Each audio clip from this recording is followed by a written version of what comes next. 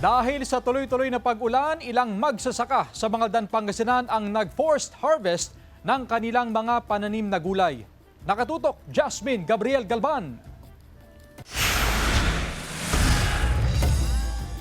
Sako-sakong okrang inani ng magsasakang si Aling Sharon sa kanilang taniman sa Mangaldan, Pangasinan.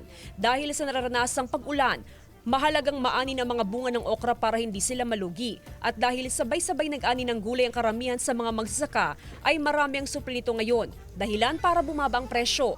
Mula sa dating lampas 100 pesos per kilo ng okra, mabibili na ngayon sa 40 hanggang 60 pesos per kilo. I-harvest na lang po.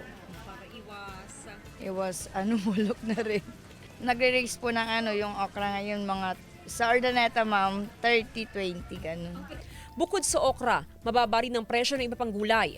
Normal na raw ito tuwing tag-ulan. Sa monitoring ng Mangaldan Agriculture Office, wala pa namang naiulat na nasirang taniman dahil sa habagat at nagdaang bagyong Luis. Kung mga high-value crops, pagka maraming tubig talagang hindi siya basta-basta makakasurvive. Pero sa lugar natin sa Mangaldan, itong mga vegetable growers natin, kung alam nilang doon siya sa baha or mababang lugar, hindi sila basta-basta nagtatanim doon sa mga barangay na yun.